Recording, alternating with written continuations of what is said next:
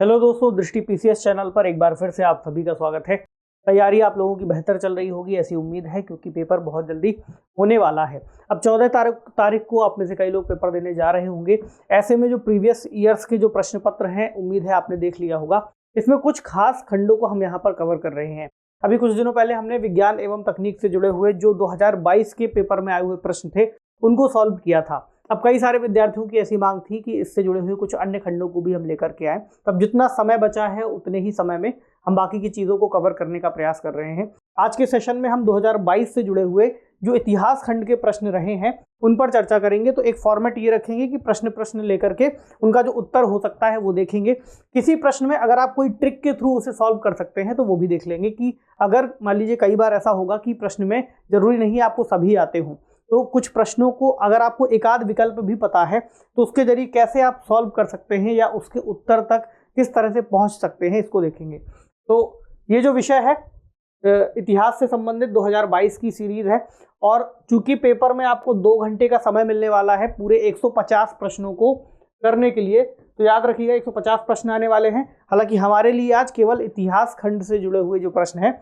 वो शामिल किए गए हैं। तो बेसिकली इसमें 35-36 सवाल सीधे सीधे कोर हिस्ट्री से हैं, और अगर एक आध सवाल उसके आसपास भी होगा तो उसको भी हमने इसमें जोड़ लिया है। 200 नंबर का पेपर है जिसमें आपको एक निश्चित नंबर या हम कहें कट ऑफ को पार करना होगा। पहले सवाल से शुरू करें। पहला सवाल है, ज्योतिबा फुले संबंधित थे सविनय अवज्ञा आंदोलन से, श्रमिक संघ आंदोलन से, जाति विरोधी आंदोलन से या फिर कृषक आंदोलन से? अब देखिए सीधा सवाल है। अगर आपने मॉडर्न हिस्ट्री पढ़ ली है, ज्योतिबा फुले के बारे में आपने पढ़ा है, तो समाज सुधारक के रूप में उन्हें जाना जाता है और उनका जो योगदान है जाति विरोधी आंदोलनों से सीधे सीधे जुड़ता है, तो उनको जाति विरोधी आंदोलनों के लिए जाना जाता है। तो ये आप सीधा इसका उत्तर दे पाएंगे। कुछ ऐसे भी सवाल होंगे जो एंशिएंट हिस्ट्री से हैं, कुछ कल्चर से हैं। अब जैसे एक प्रश्न है, सूची 1 को सूची 2 से सुमेलित कीजिए तथा सूचियों के नीचे दिए गए कूट से सही उत्तर चुनिए। कुछ भवन दिए हैं कि कौन सा भवन है और निर्माणकर्ताओं के नाम है कि किसने बनवाया है। अब जैसे सुल्तानगढ़ी, लाल महल, जमात खाना मस्जिद और 2.5 दिन का झोपड़ा। कल्चर वाले सेक्शन में जब आपने भवन निर्माण कलाओं को पढ़ा होगा तो उसमें इनका जिक्र आता है कि किस सुल्तान ने या उस समय के किस शासक ने इनका निर्माण कराया। अब जो सुल्तानगढ़ी है वो किसने बनवाई है? तो जो गुलामों के गुलाम थे इल्तुतमिश उन्होंने बनवाई। लाल महल बनवाया बलबन ने। 2.5 दिन का झोपड़ा आपने मेरे ख्याल से पढ़ा होगा कि कुतुबुद्दीन ऐबक ने बनवाया था।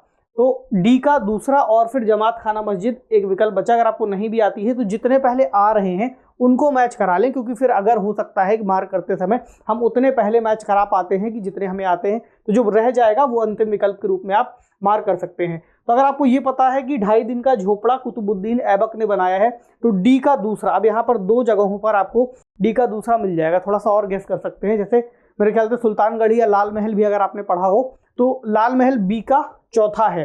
तो बी का चौथा आपको किस में दिख रहा है? इसमें है और इसमें नहीं है, तो आप इसका विकल्प ए मार्क कर सकते हैं। अगर आपको 1 या 2 के बारे में भी गैस हो रहा है, जैसे इसमें आपको कम से कम 2 का गैस होना चाहिए था, उसके बाद आप इसे सॉल्व कर पाते। तो उत्तर है ऑप्शन ए। अगला है, निम्नलिखित में से कौन सा एक सही सुमेलित है? राधा स्वामी सत्संग लाहौर, भारत धर्म महामंडल दिल्ली, सनातन धर्म रक्षणी सभा कलकत्ता और देव समाज। अब इसमें यह है कि आपको पढ़ना पड़ेगा। कुछ चीज़ें ऐसी हैं जो आपको याद करनी ही करनी है, खासतौर से पीसीएस के पेपर के लिए, क्योंकि यूपीएससी में आप चीज़ों को थोड़ा कॉन्सेप्चुलाइज कर सकते हैं, लेकिन इसमें चीज़ें आपको कह सकते हैं कि रटनी पड़ेंगी, बिना रटे नहीं होगा। और रटना भी एक तरह से मेमोराइज करना ही होता है, क्योंकि याद जब तक नहीं करेंगे, 4-5 बार उन चीज़ों को लिख करके याद नहीं करेंगे, फैक्ट है स्लिप हो सकता है। तो सनातन धर्म रक्षणी सभा इसका उत्तर है ये वाला, जो कि सही सुमेलित है, ऑप्शन सी। अगला, चंद्रगुप्त II के संदर्भ में निम्नलिखित में से कौन सा या कौन से कथन सही हैं? शक विजय के संदर्भ में सबसे सबल प्रमाण इस नरेश की रजत मुद्राएं हैं। इन मुद्राओं की तौल लगभग 33 ग्रेन हुआ करती थी। इस तरह के प्रश्नों में आपको बेसिकली ये मान के चलना है, मतलब ऐसा कोई दावा नहीं है, ना ही ये कोई नियम है कि आप हर बार यही लगाएंगे। बेसिकली ये मान के चलते हैं, पीसीएस के पेपर में जितने अभी तक एनालाइज किए हैं, कि ज़्यादातर में आपको विकल्प बी सही मिल जाता है। लेकिन अगर आपने पढ़ा है तो निश्चित तौर पर अपने दिमाग से ही उसको सॉल्व करना है कि भाई इसका उत्तर, ये आपको पता है कि हाँ ये लाइन सही है, ये भी लाइन सही, फिर आप मार्क कर दीजिए। अगर कभी आप ऐसी स्थिति पर पहुंच गए हैं कि कट ऑफ के नज़दीक हो सकते हैं। आपने 100-120 क्वेश्चन हल कर लिए, फिर आपको लग रहा है कि एक आध क्वेश्चन और बनाना है, बनाने वाली स्थिति में ऐसा कीजिएगा। अदरवाइज ये मेरी सलाह नहीं है कि फिर आप इस सेंस में क्वेश्चंस को अटेम्प्ट करें। अगर बहुत कम ही बन पा रहे हैं और फिर बनाना ही है तो इस तरह से बना सकते हैं। अगला है सूची 1 को सूची 2 से सुमेलित कीजिए तथा सूचियों के नीचे दिए गए कूट से सही उत्तर चुनिए। दार्शनिक है और दर्शन दिए हैं कि कौन कौन सा किसका दर्शन है। अब दर्शन वाले सेक्शन में आपने खूब पढ़ा होगा किसका कौन सा है। हो सकता है आपको सभी आते हो, उत्तर मिल जाएगा। नहीं आते तो थोड़ा थोड़ा गैस कर लीजिए। शंकराचार्य और रामानुज के बीच में किस चीज का अंतर था? अद्वैतवाद और विशिष्ट अद्वैतवाद। तो रामानुज कहते हैं विशिष्ट अद्वैत। ए का चौथा, अगर आप इसे गैस कर पा रहे हैं, ए में चौथा कहाँ है? सीधे आ जाइए, ये है। क्या कहीं और चौथा है? लेकिन यह तभी मार्क कर पाएंगे जब आप एकदम श्योर होंगे कि हाँ मुझे पता है कि रामानुज का विशिष्ट अद्वैत है, फिर आप मार्क कर दीजिए। हो सकता है एक बार में ही आपको उत्तर मिल जाए, इसके हिसाब से आगे के बनाएं। तो मध्वाचार्य तीसरा यानी द्वैतवाद, उसके बाद निम्बार्काचार्य द्वैताद्वैत और वल्लभाचार्य शुद्धाद्वैत, और आपका आंसर सॉल्व हो गया। कई सारी ट्रिक्स हैं, मतलब केवल इतना सारा कंटेंट याद नहीं करना है, थोड़ा दिमाग भी लगाना है। मेरे ख्याल से अगर आप टेस्ट सीरीज इसके पहले लगा रहे थे तो आपको काफी उससे मदद मिली होगी। अगला है निम्नलिखित घटनाओं पर विचार कीजिए तथा उनको काल क्रमानुसार व्यवस्थित कीजिए। पहला, गदर पार्टी की स्थापना, फिर चिटगांव शस्त्रागार छापा, फिर बर्लिन में इंडियन इंडिपेंडेंस कमेटी की स्थापना, उसके बाद केंद्रीय असेंबली बम कांड। अब इतिहास में कई बार जब हम पढ़ते हैं ना चीजें तो हमें लगता है सन याद करना है, सन नहीं याद करना है। आपको केवल एक कहानी के रूप में एक बार पढ़ लीजिए, आपको ये याद हो जाएगा कि पहले ये घटना हुई, फिर उसके बाद ये सीक्वेंस आया, फिर ये सीक्वेंस आया। सीक्वेंस बहुत इंपॉर्टेंट है। पीसीएस जैसे परीक्षाओं में या यूपीएससी में भी कई बार सीक्वेंस से सवाल पूछ लिए जाते हैं कि इन घटनाओं का कालक्रम क्या होगा। तो अगर आप एक तरफ से पूरे की पूरी घटनाओं के कालक्रम रख लेंगे तो याद नहीं होगा और मिस हो जाएंगी। बेहतर तरीका ये है कि आप कहानी की तरह पूरी पढ़ ले, तो कहानी हमें पता होती है कि पहले वो आया फिर वो आया। तो इसमें पहला है गदर पार्टी की स्थापना पहले होती है, उसके बाद आपको देखेगा बर्लिन में इंडियन इंडिपेंडेंस कमेटी की स्थापना, उसके बाद केंद्रीय असेंबली बमकांड और फिर चिटगांव में शस्त्रागार का छापा। तो विकल्प बी में आपको ये विकल्प मिल जाएगा, ये इसका सही उत्तर है। ठीक है। अगला है वही सूचियां, सूची 1 को 2 से सुमेलित करना है।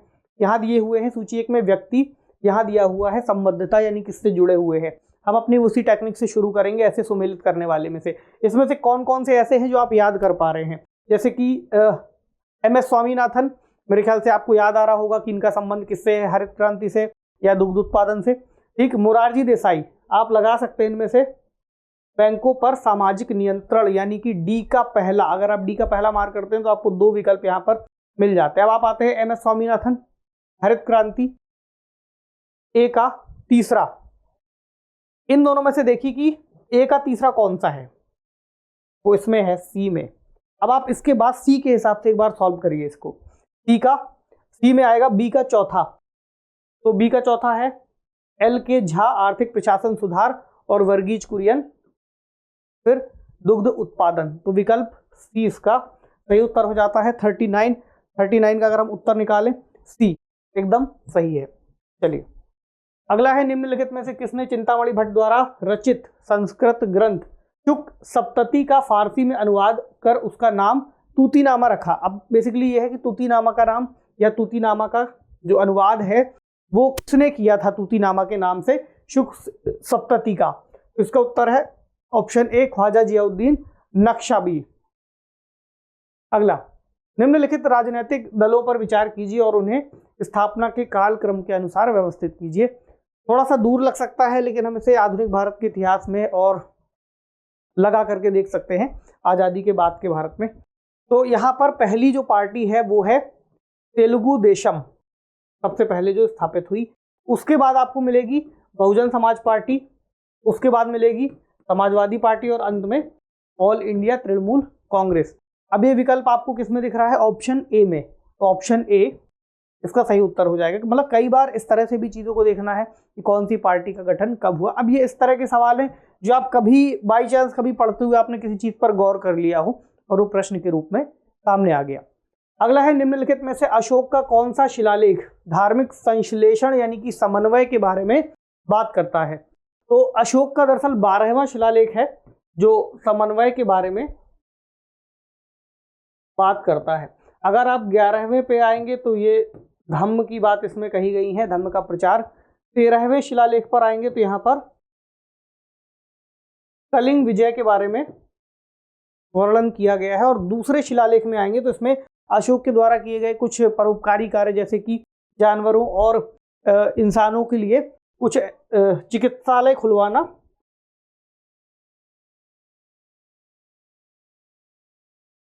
कुछ ऐसे कार्यों का उल्लेख मिलता है। तो इसका उत्तर है ऑप्शन बी। और अशोक के फिर इसके अलावा जितने भी शिलालेख हैं, स्तंभ हैं, उनके बारे में तो जाके आपको अलग से पढ़ ही लेना है, क्योंकि वो कभी भी आपसे पूछा जा सकता है किसी भी पेपर में। अगला है अलाउद्दीन खिलजी की निम्नलिखित विजयों को काल क्रमानुसार व्यवस्थित करना है कि अलाउद्दीन खिलजी ने किस तरह से कब कब कौन सी विजय प्राप्त की। तो अलाउद्दीन खिलजी को जब आप पढ़ेंगे तो उसके विजय काल के क्रम में ये चीज़ें आती हैं कि वो कहाँ से कहाँ तक पहुँचा था। अब आधुनिक भारत के इतिहास में आपको पता है कि एटलीस्ट आपको वहाँ से तो पढ़ना ही है, यानी कि दिल्ली सल्तनत काल से, उसके बाद फिर मध्यकालीन भारत में आप आ जाएंगे। मध्यकालीन भारत में मुगलों का इतिहास, वो सारी चीज़ें आपको देख करके जाना है। अगर समय हो तो देख लीजिए, नहीं हो तो फिर कोई बात नहीं है। आधुनिक भारत का इतिहास बहुत महत्वपूर्ण हो जाता है, उसको देखना ही है। आगे अब इसको एक बार सॉल्व करें। पहले गया वो गुजरात, फिर रणथंबोर, फिर चित्तौड़ और फिर वारंगल। 2, 1, 4, 3, option C. अगला है घटनाओं पर आपको विचार करना है और इन्हें भी आपको व्यवस्थित करना है। तो इसका उत्तर है ऑप्शन बी। अगर ये प्रश्न में आपको कुछ भी पता है तभी आप इसको सॉल्व कीजिए, अदरवाइज नेगेटिव मार्किंग से अच्छा है कि आपको कुछ भी नहीं आ रहा है। और ब्लाइंड गेस करने का फिर कोई फायदा नहीं है कि अगर आपने अच्छे खासे क्वेश्चन सॉल्व कर लिए हैं तो ऐसे प्रश्नों को आप छोड़ भी सकते हैं। इसमें पहला है शकरखेड़ा का युद्ध, उसके बाद आएगा बेदारा का युद्ध, फिर आएगा पोर्टो नोवो का युद्ध और फिर आएगा मुदकी का युद्ध। अगला है सिंधु घाटी की सभ्यता के किस पुरास्थल से नाव के चित्र या मॉडल प्राप्त हुए हैं। अब आप सोचिए नाव कहाँ चल रही होगी, जहाँ पर नदी होगी, जहाँ पर कोई ऐसी सभ्यता, मतलब सभ्यता के क्रम में तो जो समाज है ऐसी जगह रह रहा होगा जहाँ उनको नावों का इस्तेमाल करना होगा। तो मेरे ख्याल से इसका उत्तर आप लगा पा रहे होंगे, ऑप्शन सी, मोहनजोदड़ो एवं लोथल में। अगला है प्रथम अंतरिम राष्ट्रीय सरकार की घोषणा की गई थी। आधुनिक भारत के इतिहास में जब आप आएंगे तो आपने ये चीज़ें पढ़ी होंगी, लेकिन यहाँ पर चूंकि ऐसे प्रश्न में जो विकल्प हैं वो किए जाते हैं, बनाए जाते हैं 25 अगस्त, 24 अगस्त, 23 अगस्त, 22 अगस्त, यानी कि 1946 तो कॉमन है ही, 1946 आएगा। अब कौन सी तारीख है, तो ये है ऑप्शन बी, यानी 24 अगस्त। ठीक है। निम्नलिखित में से किस स्तूप में आर्यक स्तंभ वाले मंच की विशेषताएं मिलती हैं। स्तूप देख लीजिएगा समय मिल पाए, क्योंकि स्तूपों से लेकर के भी सवाल आते हैं। बौद्ध धर्म, जैन धर्म, जैन धर्म की शिक्षाएं, बौद्ध धर्म की शिक्षाएं, उनके तीर्थंकर। तो इसका उत्तर है ऑप्शन सी, अमरावती। अगला है जलियांवाला बाग हत्याकांड के विरोध में किसने ब्रिटिश सरकार की नाइटहुड की उपाधि को लौटा दिया था। बहुत आसान सा सवाल है, लेकिन आसान कोई भी सवाल तभी होता है जब हमने पढ़ा हो और हमें उसके बारे में कुछ आता हो। तो ये मेरे ख्याल से आपने पढ़ा होगा, रविन्द्रनाथ टैगोर जी ने अपनी नाइटहुड की उपाधि लौटा दी थी। अगला है सत्य शोधक समाज, यानी सत्य को शोधने वाला या खोजने वाला समाज जो संस्था थी, उसके संस्थापक कौन थे। तो इसका जो उत्तर है वो है ऑप्शन सी, ज्योतिबा फुले, जिन्होंने सत्य शोधक समाज की स्थापना की थी। अगला है आपको इन युग्मों में से बताना है कि कौन सा सही नहीं है।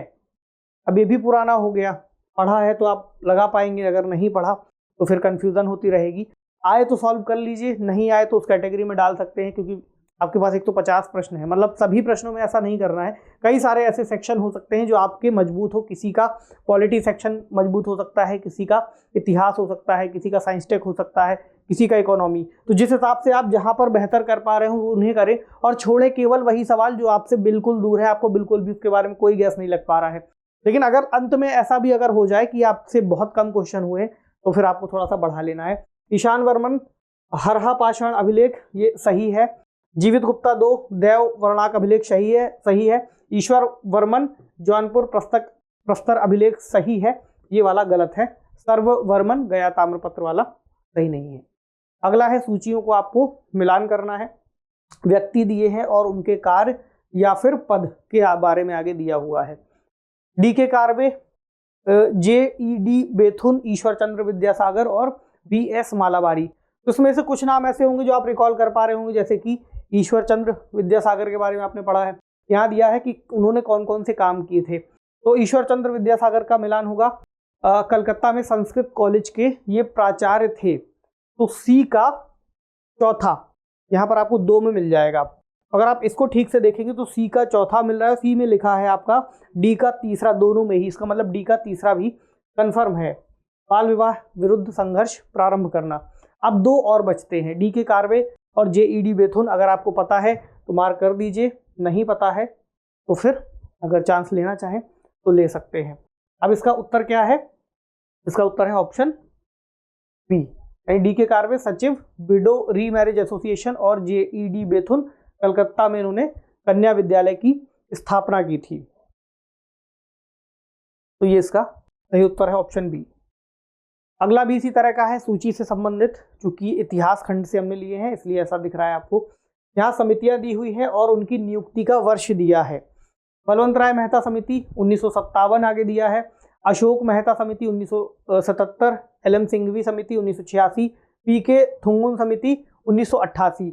अब आपको इसमें से मैच कराना है कि कहाँ पर कौन सा फिट होता है।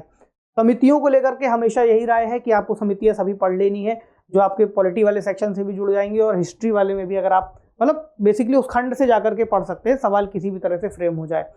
आपने ये पढ़ा होगा कि सबसे पहली जो समिति थी वो कौन सी थी? बलवंत राय मेहता समिति 1957 की थी। अगर आप पहले का ए यानी कि ए का पहला मार्क करते हैं तो आपको वो मिलेगा विकल्प बी में। आप देखेंगे क्या कोई और है ऐसा कॉमन जो आपको मार्क करने के लिए मिल पा रहा हो? नहीं है, तो आप इसको मार्क कर सकते हैं। अगर आपने पढ़ा है तो सभी मिला लीजिए, लेकिन अगर नहीं पढ़ा, एक के बारे में भी अगर आप श्योर है तो हो सकता है उससे उत्तर निकल आए। जैसे कि इसमें आपको मिल पा रहा है ऑप्शन बी में दिया हुआ है और सभी सुमेलित हैं यहाँ पर। अगला है शेर शाह को अपनी वीरता से प्रभावित करने वाले जैता और कुंपा किस स्थान से संबंधित थे? बुंदेलखंड से, मालवा से, मारवाड़ से या मेवाड़ से? तो इन दोनों का संबंध था मारवाड़ से, ऑप्शन सी। अगला है भारत में किस धार्मिक समूह का सर्वाधिक भाग नगरीय है? सीधा सीधा प्रश्न है, बेसिकली हिंदू, बौद्ध, ईसाई या जैन। तो आपको पता है कि बेसिकली कौन सी कम्युनिटी ऐसी है जो गांव के क्षेत्रों में कम है, शहरी क्षेत्रों में ज्यादा है, तो वो है जैन कम्युनिटी। अगला है औरंगजेब के शासनकाल की निम्नलिखित घटनाओं पर विचार कीजिए और आपको इन्हें व्यवस्थित करना है।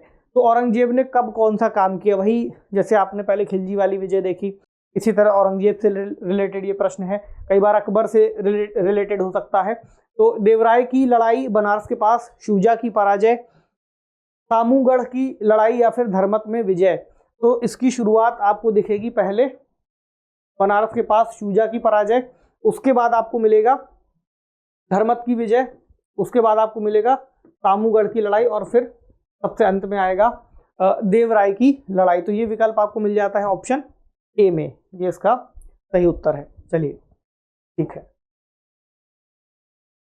अगला है सूची वाला, ग्रंथ दिए हुए हैं और यहाँ रचनाकारों के नाम दिए हुए हैं। हो सकता है कुछ आपने पढ़े हो, कुछ ना पढ़े हो, सॉल्व उसी टेक्निक से हम करेंगे। रागमाला कौन सा है? आगे सोमनाथ, रस कौमुदी वेंकटरमण, राग विबोध पुंडरीक विट्ठल और चतुर्दंडी प्रकाशिका श्रीकंठ। तो इसमें अगर आपको कोई गैस है तो ठीक है, नहीं है तो पढ़ लीजिए और फिर वही वाली टेक्निक लगाइएगा। जैसे रागमाला का अगर आपको पता है कि पुंडरीक विट्ठल से संबंधित है तो ए का तीसरा आपको मिल जाता है विकल्प डी में और ये सॉल्व हो जाएगा। लेकिन अगर पता है तभी होगा, नहीं पता है तो फिर नहीं हो पाएगा। उसके हिसाब से रस कौमुदी है श्रीकंठ जी की और राग विबोध सोमनाथ और चतुर्दंडी प्रकाशिका वेंकटरमण। निम्नलिखित में से किसने भारत के राष्ट्रपति का पद ग्रहण करने के पूर्व उपराष्ट्रपति के पद पर कार्य नहीं किया? राष्ट्रपतियों की सूची, उपराष्ट्रपतियों की सूची देख करके जाना है। कौन कौन से राष्ट्रपति ऐसे रहे हैं जिन्होंने उपराष्ट्रपति के रूप में कार्य नहीं किया है, वही प्रश्न आया था। तो इसका उत्तर है ऑप्शन बी, नीलम संजीवा रेड्डी। अगला है सूची 1 और सूची 2 सम्मिलित करने के लिए स्वदेश आगरा बेसिकली समाचार पत्र या पत्रिका है और उनके प्रकाशन का स्थान दिया हुआ है। तो स्वदेश के आगे है आगरा, भारत बंधु, अल्मोड़ा, सत्यवादी, हाथरस और शक्ति है गोरखपुर। उम्मीद है कि कुछ आप नहीं रिकॉल कर पाएंगे, शक्ति कहाँ से है या सत्यवादी को हो सकता कर ले, स्वदेश को कर ले। स्वदेश तो ऐसा है कि आपने पढ़ा होगा, स्वदेश को लगा दीजिए गोरखपुर। अब इसका आंसर निकाल के देखिए एक बार कि क्या ए का चौथा लगाने पर आपको उत्तर मिल रहा है? मिल रहा है, लेकिन पता है तभी। तो ए का चौथा हो गया, फिर भारत बंधु कहाँ का है? हाथरस का है, फिर आएगा सत्यवादी है आगरा का और शक्ति है अल्मोड़ा का। अगला, वर्ष 1985 में गंगा एक्शन प्लान परियोजना प्रारंभ करने का मुख्य उद्देश्य क्या था? तो इस समय जब ये शुरू की गई थी तो इसका केवल एक ही उद्देश्य था, इसके जल को प्रदूषण रहित करना। तो इसका उत्तर है ऑप्शन ए। ठीक है, अगला सूची वाला है और ये मेरे ख्याल से एक आम भारतीय समाज में होने के चलते आपको ये चीजें अक्सर पढ़ने, सुनने और देखने को मिल जाती हैं। क्योंकि ये खास धर्म से संबंधित है इसलिए ये उम्मीद होती है कि उनको तो इसके बारे में पता ही होगा। बाकी चूंकि भारतीय समाज हमारा इतना मिला जुला है कि बाकी लोगों को भी इसका बेसिकली थोड़ा थोड़ा आइडिया रहता ही है। जैसे कि देवता और पहचान, तो शिव, चक्र, विष्णु, त्रिशूल, गणेश, वीणा, सरस्वती, रस्सी या फंदा। तो कौन से ईश्वर के सामने या देवता के सामने आपको कौन कौन से हथियार या उनके पास जो उनकी पहचान के रूप में दी गई चीज होती है वो चित्र में दिखाई देती है। तो ये तो सबको पता होगा आमतौर पर कि शिव जी त्रिशूल लिए रहते हैं, विष्णु जी के हाथ में चक्र है, सरस्वती माता के हाथ में वीणा है और गणेश जी के हाथ में रस्सी या फंदा है। तो ए का दूसरा इसमें है ही, ये इसका उत्तर है ही। आगे चलें, अगली जो सूची दी है उसमें ट्रेड यूनियन दिए हुए हैं और दलीय संबद्धता के बारे में दिया गया है।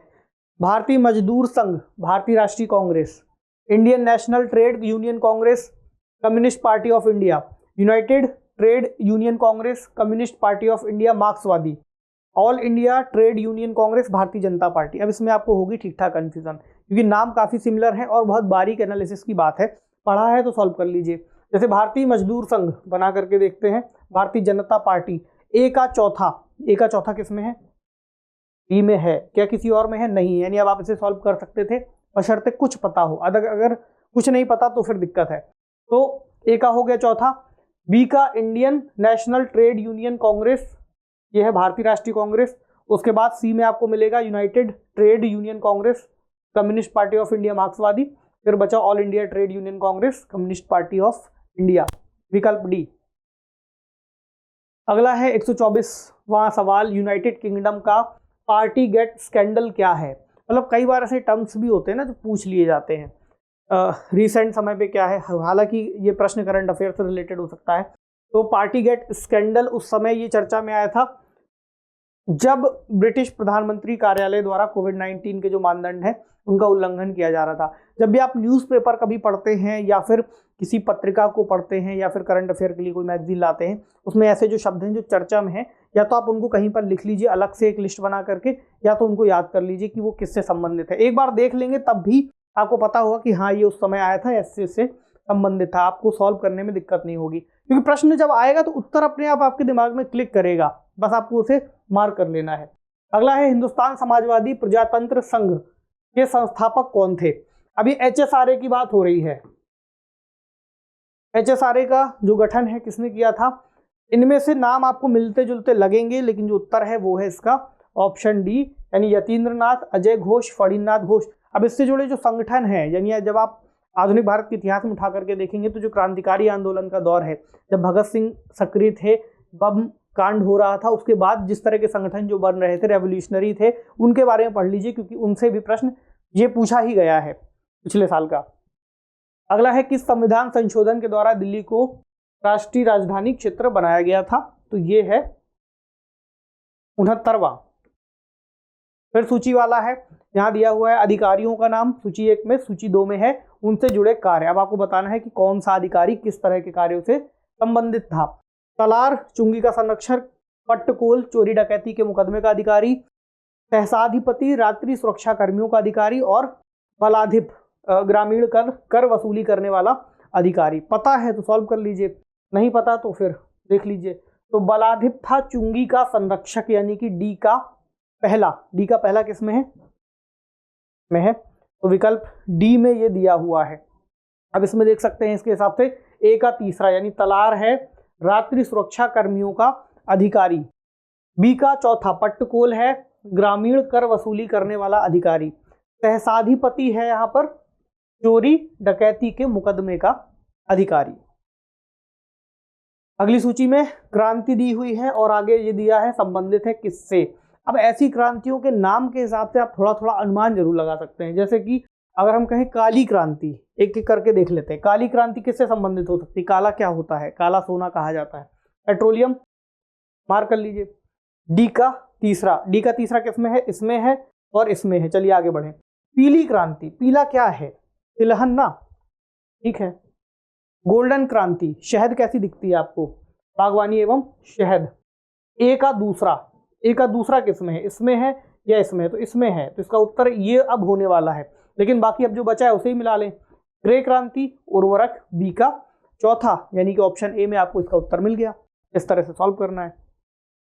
अगला है किस मुगल शासक ने बनारस के संस्कृत और हिंदी के महान विद्वान कविंद्र आचार्य सरस्वती को राजकीय संरक्षण प्रदान किया था? शाहजहां ने, जहांगीर ने, अकबर ने या हुमायूं ने? तो हुमायूं के बारे में आपने पढ़ा है कि उसको इतना ज्यादा समय नहीं मिला कि वो समाज में ऐसी चीजें कर पाता, संरक्षण दे पाता। कला के क्षेत्र में कुछ होता है तो जहांगीर का नाम प्रसिद्ध है कि चित्रकला से संबंधित है।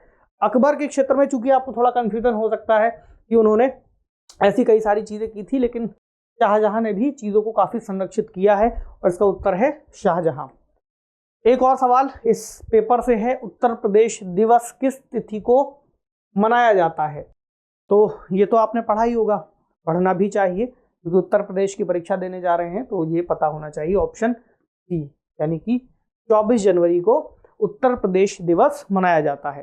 ठीक है, तो इसका उत्तर ये हो गया। अब इस सेशन में हमने इस प्रश्न पत्र से संबंधित जो भी इतिहास खंड के सवाल थे उनको सॉल्व कर लिया है। उम्मीद है आपको थोड़ी बहुत इससे समझ विकसित हुई होगी कि सवालों को हम किस वे में सॉल्व करना चाहिए और क्या बेहतर हो सकता है आपके पास इससे कुछ बेहतर टेक्निक हो, आप किसी और तरह से सवाल को सॉल्व करते हो, या आपने पढ़ा अच्छा है तो उससे बेहतर कोई विकल्प है ही नहीं। तो आप कमेंट सेक्शन में लिख सकते हैं। जो अन्य प्रश्न रह गए हैं उनका भी जाकर के अभ्यास जरूर कीजिएगा इस तरह से। और अगर कुछ और पिछले वर्षों के आपने प्रश्न पत्र हल किए हैं तो अच्छा है, अगर समय हो तो उनको भी देख लीजिए। बाकी सी सेट का भी जो प्रश्न पत्र है वो भी महत्वपूर्ण है, उसको भी छोड़ करके मत जाइएगा। एक बार घर पे उससे जुड़े कुछ सवाल सॉल्व कर लीजिएगा। उससे जुड़ी जो सीरीज है वो भी चल रही है, उसको भी जाकर के देख लीजिए और उसका लाभ लीजिए। मिलते हैं आपसे अगले सेशन में कुछ अन्य नए सवालों के साथ। अगर किसी और विषय पर कुछ और चर्चा चाहते हो तो लिख दीजिएगा।